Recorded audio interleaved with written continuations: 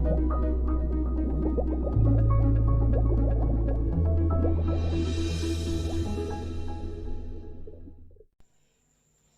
दर्शकों को दक्ष प्रजापति मुकेश कुमार ईश्वरलाल का सादर प्रणाम।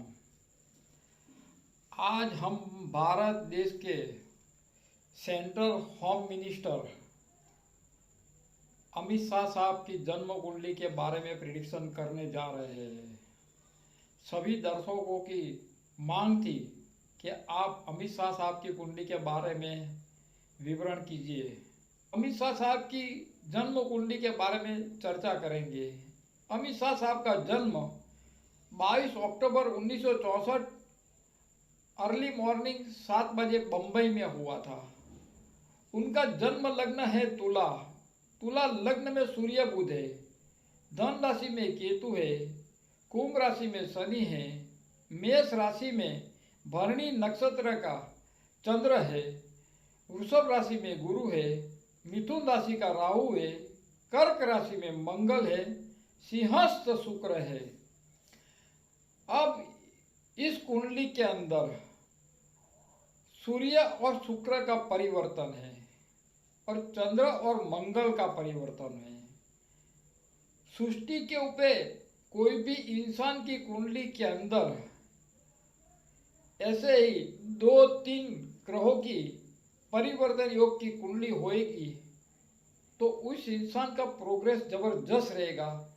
इस बात की ज्योतिष शास्त्र पुष्टि दे रहा है। अब इनकी जन्म कुंडली के अंदर तुला लग्न होने की वजह से उनका जन्म उच्च परिवार में हुआ था, इस बात की गारंटी है। और दूसरा, तुला लग्न में बुध होने की वजह से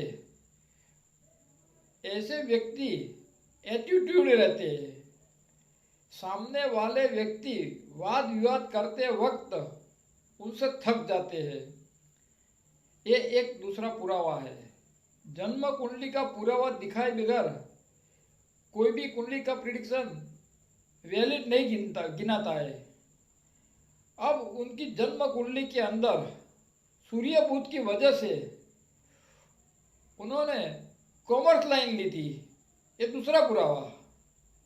अब तीसरा पुरावा उनके परिवार के बारे में। कोई भी इंसान की जन्म कुंडली के अंदर 5वें स्थान के अंदर स्वग्रही शनि रहता है तो उनको एक पुत्र सुख अवश्य मिलता है।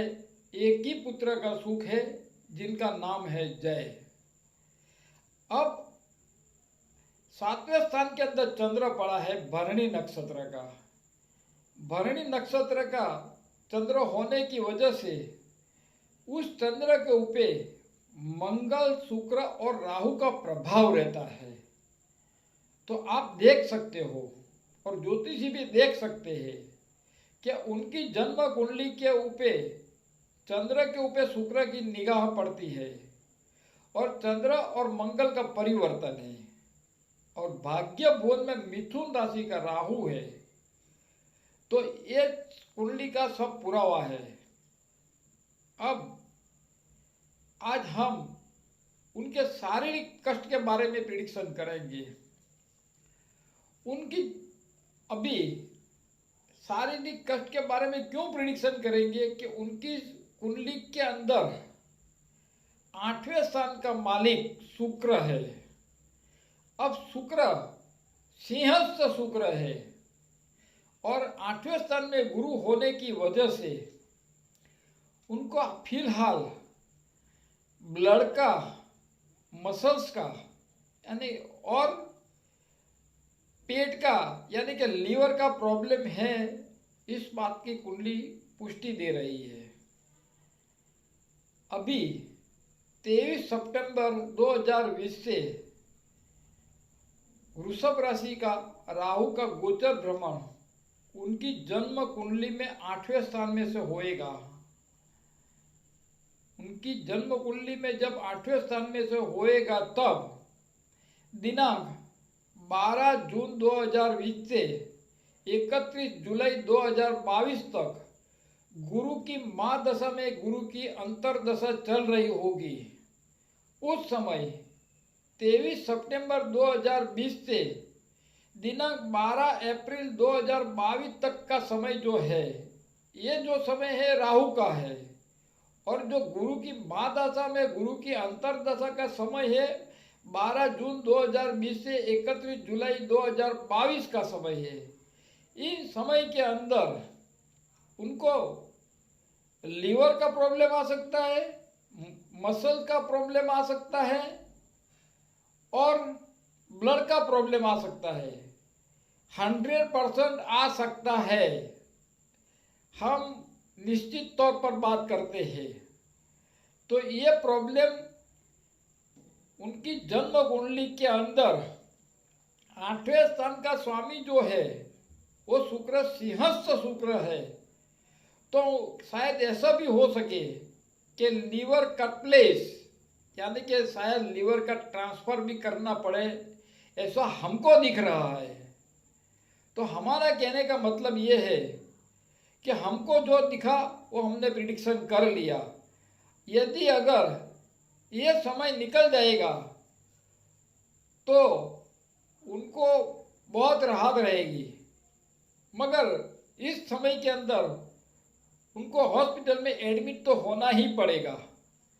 मगर जहाँ तक हमारा नॉलेज है वहाँ तक प्रॉब्लम सॉल्व हो जाए ऐसा हमको दिखता है। होना ना होना ये कुदरत के अधीन है। तो हमने जो प्रिडिक्शन कर लिया सो कर लिया।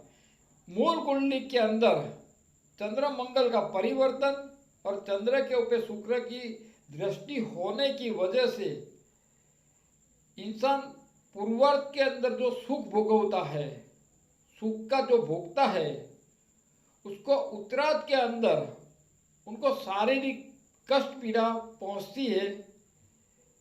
ये शास्त्र का नियम अनुसार हम बात करते हैं। तो अभी गुरु की महादशा 12 जून 2020 से शुरू होएगी। उनकी जन्म कुंडली के अंदर गुरु पराक्रम स्थान और रोग स्थान का स्वामी होकर 8वें स्थान में पड़ा है। और 23 सितंबर के बाद राहु वृषभ राशि में गोचर भ्रमण करेगा। तब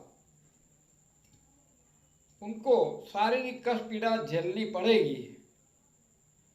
अब सभी दर्शकों को हमने जन्म कुंडली के बारे में जो प्रिडिक्शन किया वो आपने देखा।